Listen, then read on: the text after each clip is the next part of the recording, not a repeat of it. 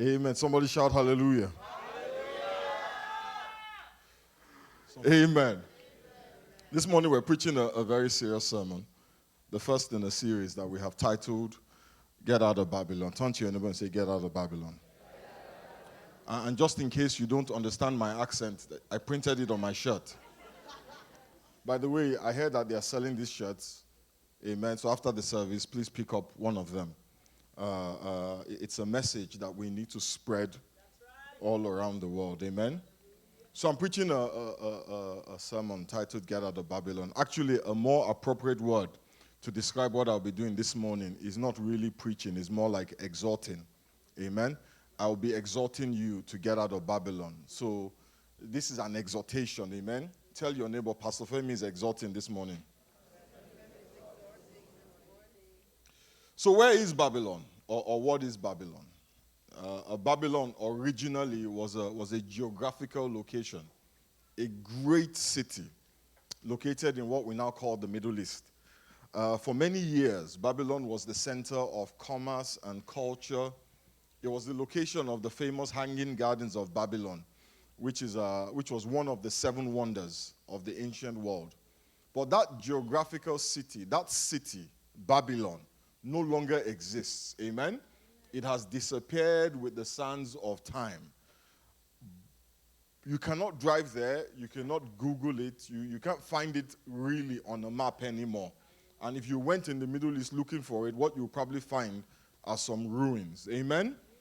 However, the principles, the values, the systems, and the norms that characterize the great city of Babylon, they still exist today. In fact, they are the same values and the same principles and the same norms that govern the world that we live in today.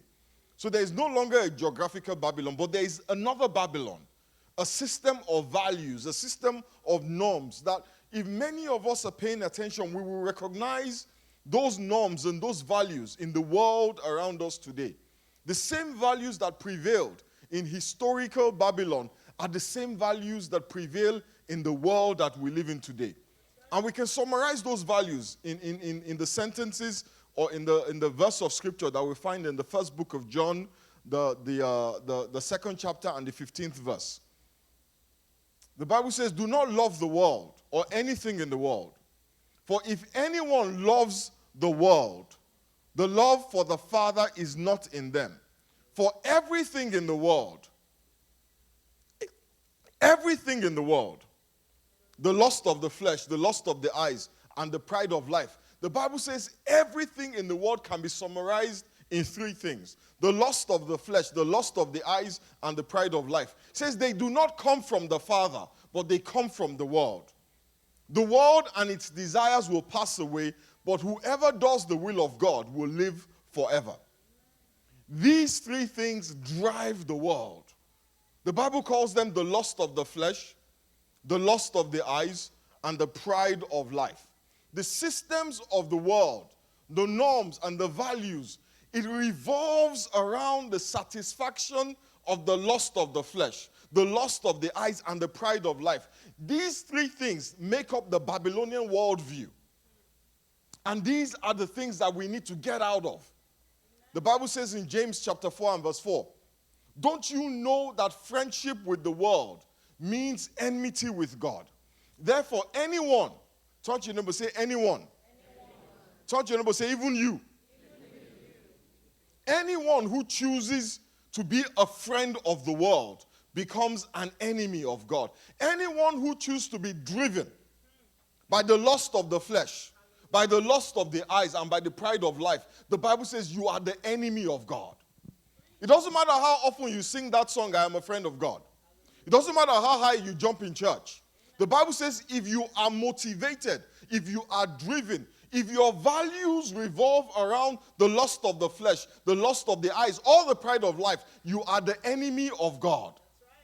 You cannot be a friend of God and be driven by these things. In Romans chapter 12 and verse 2, the Bible says, do not be conformed to the world, but be transformed by the renewing of your mind. Tell your neighbor, do not be conformed. That means that you should not fit into, you should not become like You should not look in the mirror and see the world. Do not be conformed to the world, but be transformed. That means you have to change. You have to move away from how the world looks and how the world behaves and how the world lives. You need to get out of the Babylonian mindset. You have to get out of the mindset that lives to satisfy the flesh. And the lust of the flesh simply refers to the cravings of the body. But not just the cravings of our body, but also the cravings of our emotions, the cravings of our mind. And if we are honest, we live in a world where people are driven. Turn to your neighbor, say driven. People are driven by the need to satisfy their bodies and their emotions. But God did not make us just to satisfy our bodies or our emotions. Because we are spirit. We have emotions. And we own a body. We are not emotions. And we are not a body. We are a spirit. So our bodies can crave for certain things at certain times. Our bodies can crave for food, for sleep, and sex. But our bodies were not made for food or for sleep or for sex. We were not made just to satisfy our flesh. Sex is not our purpose in life. Amen? Amen? Food, delicious as it may be, satisfying as it may be, is not our purpose in life. And neither is sleep. I was not made to eat. Go forth and eat, saith the Lord. My son, my wonderful son in whom I am well pleased, go forth and eat. And when you're done eating, sleep. And when you wake up, have sex. We were not made for these things. I do not live for these things, or we should not live for these things. Our ability to resist the cravings, legitimate or otherwise, of our bodies, of our emotions, in order to satisfy a greater purpose, is what elevates us as human beings. It is what makes us higher than animals. Animals live to satisfy the lust of the flesh. But we were made for purpose. Get out of Babylon is simply asking us to get out of the mentality that says our bodies or our emotions are God. My body is not my God. God is God. I do not do things just because my body wants it or just because I feel like it. I have a higher purpose than satisfying my feelings. Get out of your feelings. I have a higher calling than doing what my body wants. I have a higher purpose. My body should serve me and not me serve my body. And I should control my emotions and not my emotions control me. In 1 Corinthians chapter 9 and verse 27, Paul says, I discipline my body like an athlete. He says, I make my body my slave. That's right. Who's the slave? You or your body? Who is the master? You or your body? Who determines how you live? You or your body? And some of us really don't care about our bodies, but our emotions, oh my God. If I feel it, help somebody, Jesus. The world says we should be slaves to our bodies.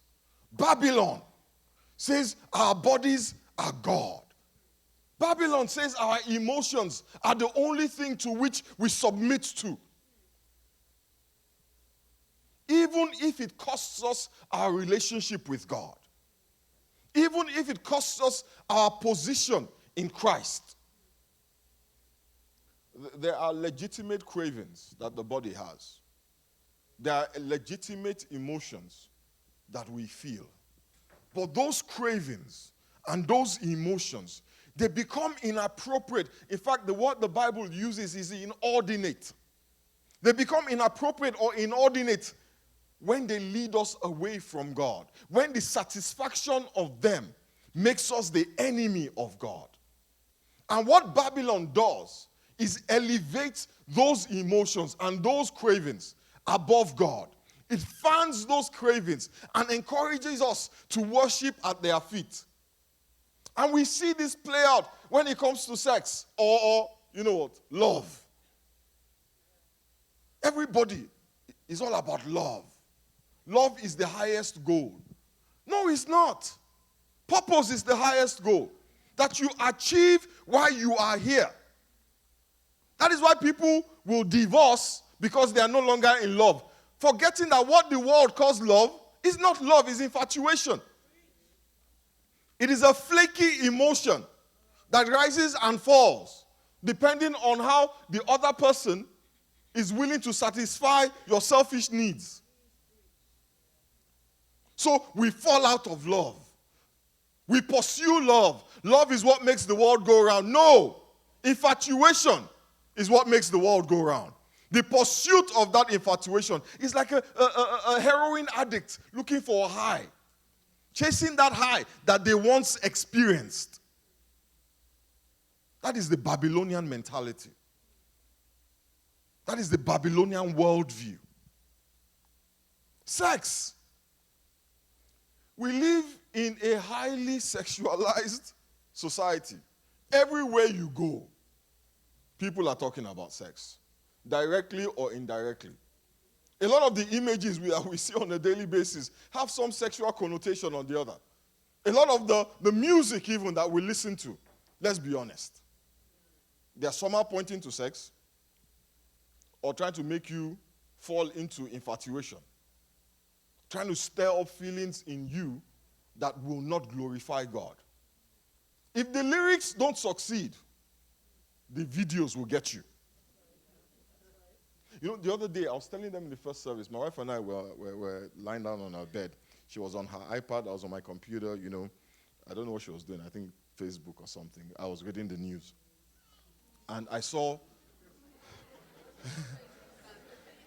Oh, you're reading the news?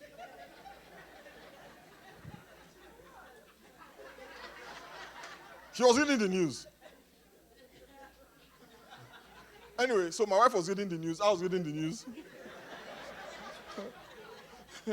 Hallelujah. And then I saw a video. I saw Serena Williams. Serena, you know, that awesome tennis player. Yeah? So I thought, you know, this was going to be a video on how to improve your serve. You know, how to get some of that speed. You know, that power that she's got in her serve.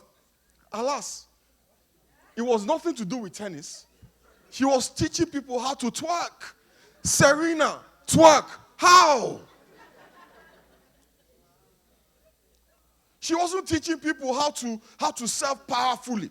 She was teaching them how to shake their behinds powerfully.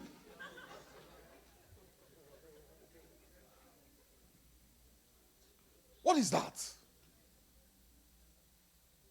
Nike. I love Nike. I've been wearing Nike shoes since I was 10. I love Nike. But now they're making tennis dresses that are so revealing. Dress. Reveal. I thought dresses were to cover. Now they're so revealing, it's not enough that they look pretty. Now they have to be revealing. Even the players were like, guys, try. It was so bad. Now, if you watch tennis sports, your mind is going, do you look at the ball or do you look at...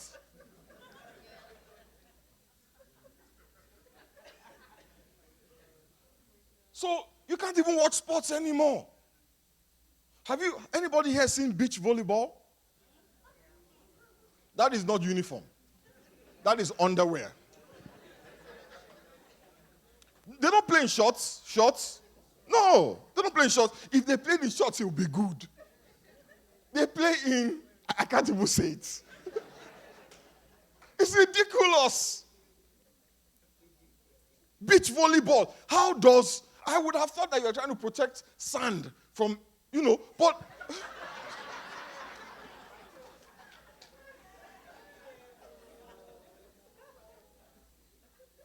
every year, it gets smaller and smaller and smaller and smaller.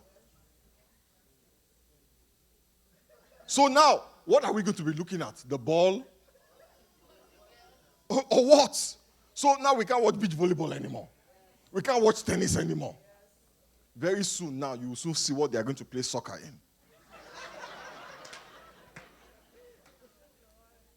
These clothes are being designed with the intention of stirring up sexual thoughts.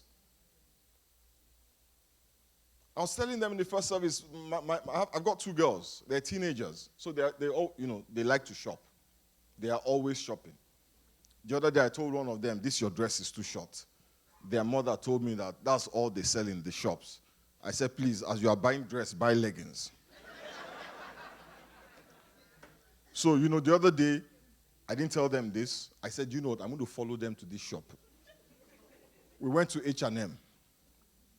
Hey, everything was too short. We went to Forever 21. Everything was too short. Aeropostale, too short. American Eagle, too short. How do teenagers now have to shop at Antilo?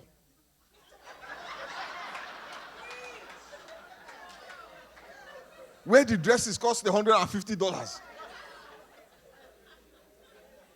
I want to go and learn how to sew dresses now.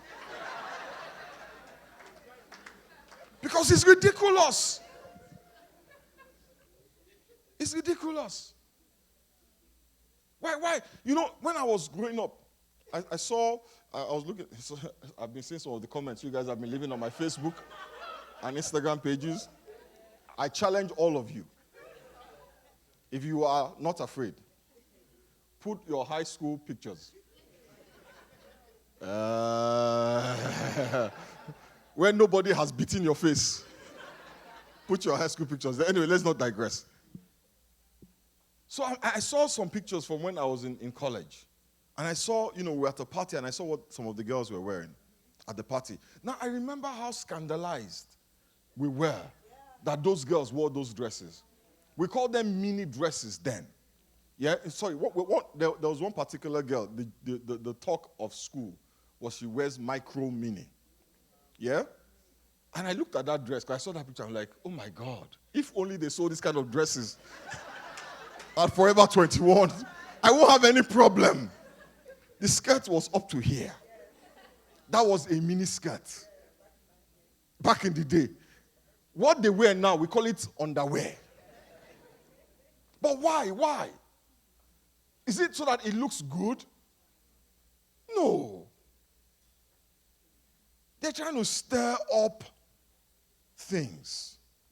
And the more they stir people up, the less control people have.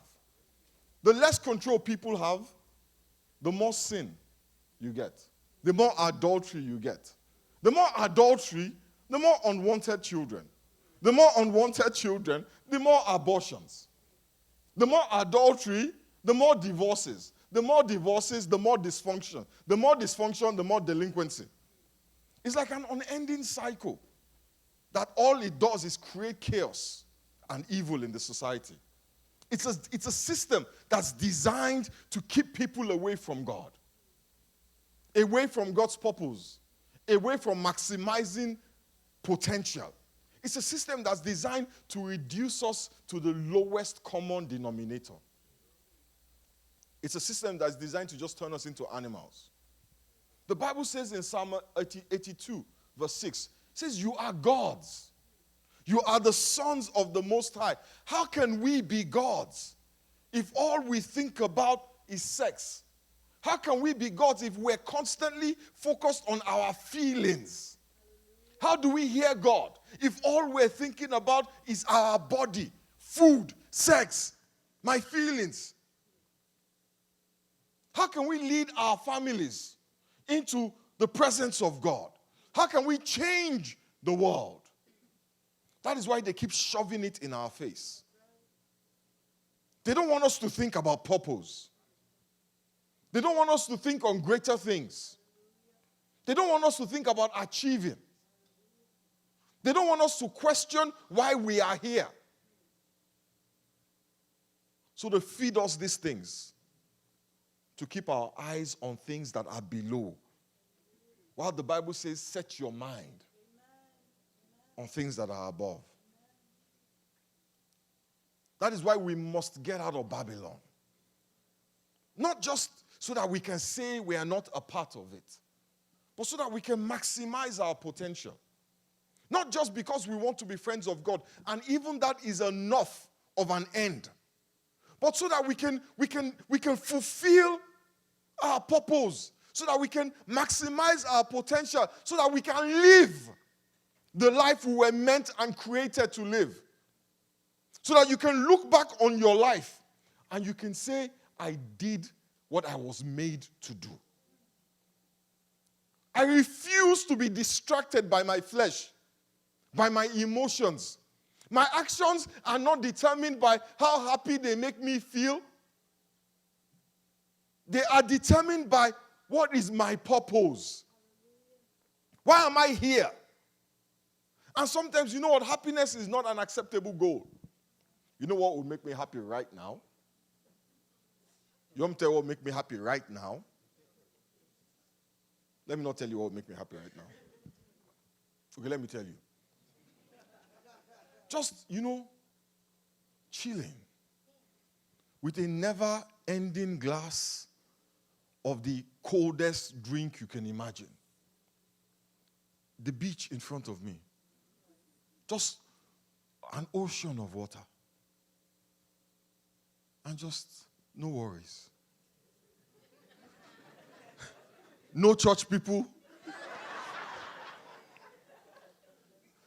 No bills. Just me and the beach. Alas, I have a purpose. I will not waste my life on the pursuit of things that are transient. Because as beautiful as that beach looks, the happiness you get from it will last for like 30 minutes. And then the sun starts. Then you want to add an umbrella. And then that's not enough. Then you start thinking, how do I get an air conditioner on the beach? Before you know what's happening, you are miserable again. That is the flesh. Babylon's goal is to turn you into a slave of the flesh. Turn you into a slave of your emotions and your body. Proverbs chapter 4 and verse 23 says, be careful how you think. It says, your life is shaped by your thoughts. That is why there is a consistent effort to get into our thoughts so that they can shape our lives and turn us into these animals that only live to satisfy the cravings of our emotions or our bodies. Even when it dishonors God and destroys us. We have to get out of Babylon. It is that mindset that is destroying our marriages. It is that mindset that is short-circuiting some of our careers. It is that mindset that is making it hard for us to make friends. That is destroying our relationships. It is that mindset that is causing many of us to stagnate. The pursuit of the satisfaction of the body or the emotions. In 2 Corinthians chapter 2, verse 11, the B part, the Bible says we are familiar with the devil's evil schemes. But are we really familiar? Or do we think that's just the way it is? Are we just going along to get along? Because there are many of us here who are so into our feelings that we can't just imagine obeying anything else. The word of God is only relevant if we feel it. If we don't feel it, Pastor, I'm not feeling that. I don't feel that part. Pastor, I don't feel the Old Testament. I'm more a New Testament guy. I don't feel it. Pastor, you know all this thing about hell and heaven? I don't feel it, It just doesn't jibe with me. And this thing, about going to church on Sunday mornings, I'm just not feeling it. And that is the society we live in. That is the world we live in. Where your feeling is the barometer of what you should do and how you should live. But here we are. We can see it. The world is not on an upward trajectory. It's on a downward spiral. And why? Because we are motivated by our bodies and our feelings. So marriages are destroyed because somebody woke up one day and said, you know what, I'm not feeling this guy anymore. I'm not feeling this chick anymore. I'm feeling this other one here. And then you pursue those feelings to their logical conclusion. But then there's a wake of destruction.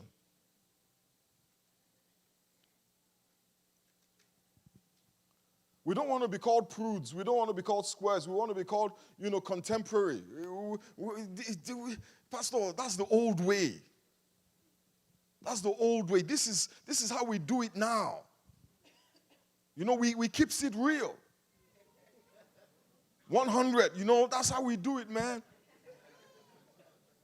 But you don't realize that you are getting sucked into this Babylonian way of thinking and living that does not glorify God. And let me tell you something. If we were not glorifying God, but we were being, things were going well, I might understand. But look at the trail of destroyed relationships, destroyed lives, destroyed children. Even the wars that we fight, at the root of it is the flesh of one man. And we're about to make another one president. I want to speak my wife's language now, but I can't. God forbid a bad thing. We want to elevate a man who responds to his emotions as opposed to his head. Who says it without thinking. And why do we want to elevate him? He speaks his mind. I like that. He speaks his mind. That is the new King Nebuchadnezzar, the epitome of flesh, indisciplined, uncontrollable. Even though there's a higher purpose in front of him, he can't resist his flesh. And that is how we live.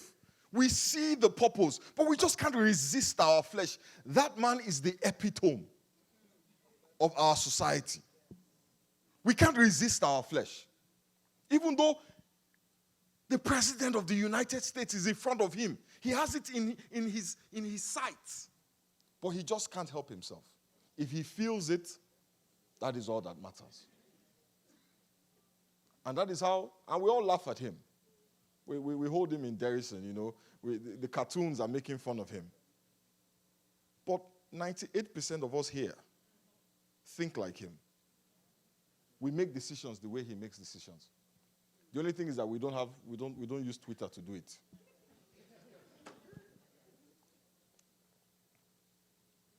It is time to get out of Babylon, to get out of a system that elevates the flesh above the things of God. The only way for us to get out of the system is to understand that we will not die if we do not bow to our bodies.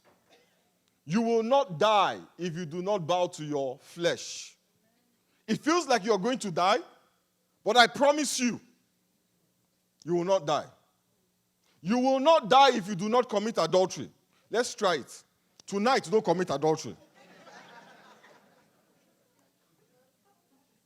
And if you are dead tomorrow morning because you didn't, blame it on me.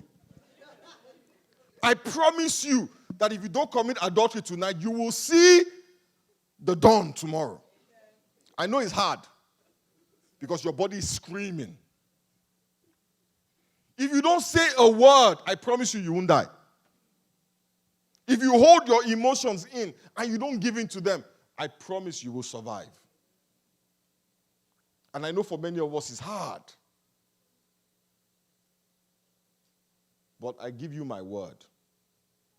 Nay, the word of the Almighty, you will survive. You know, the Bible says they that overcame, they overcame by the blood of the Lamb, by the word of their testimony, and they did not love their lives unto death. Shadrach, Meshach, and Abednego. Daniel, they told Daniel, bow to King Nebuchadnezzar. The epitome of flesh, bow. The king of Babylon, bow. He said, I won't. And they told him, if you don't bow, we'll throw you in the lion's den. And they threw him in the lion's den, and what happened? Nothing. He did not die. And for us, the lion that we fear is, what will people say? That is the lion we're afraid of. How will we look? We don't want to look weak. We're worried about our reputation. I promise you'll be fine. As we say, you'll be okay. You know the second thing you have to do? Just don't. Just say no. Just say no. It's really as simple as that. I try to, put it in a way that will sound spiritual. But the Holy Spirit said, Femi, it's that simple. Just say no. Just say no. And I know that many of us may feel that we can't say no. But you can. I can. You know why I can say no? Because I have the Holy Spirit empowering me. So I can resist temptation. If you have the Holy Spirit empowering you, you can resist temptation. You can rise above that level. The Holy Spirit is critical to rise above. Listen, Christians who are filled with the Holy Spirit don't fall into sin. Did you hear me? If you're a Christian here and you're filled with the Holy Spirit, you did not fall into sin. Yeah? We walk into sin. We choose sin. Because we have the ability, by the power of the Holy Spirit, to resist sin. Because when people say they fall into sin, the implication is that it was beyond their control. It happened by accident. No. You have the choice and you have the power. It is never an accident. And that is why you need the Holy Spirit. We must say no to sin. 2 Timothy chapter 2 and verse 22 says, flee the evil desires of youth and pursue righteousness, faith, love, and peace, along with those who call on the Lord out of a pure heart. So we say no to sin, but we say yes to God. We get out of Babylon, we run away, we flee from it, but we run to God. And we don't run alone. We run with people who are heading in the same direction as us. There are many of us here who are struggling. We understand what is going on. We see that our emotions are causing us problems. We can see the damage following our bodies is doing to our lives. We can see it, but we seem to be helpless. So we try to say no, we try to say no. We try to use our willpower, exercise all the strength that we can. But it is insufficient. You say no to sin, but you say yes to God. It is your yes to God that gives you the strength to say no. This morning, I'd like all of us to just bow our heads and pray.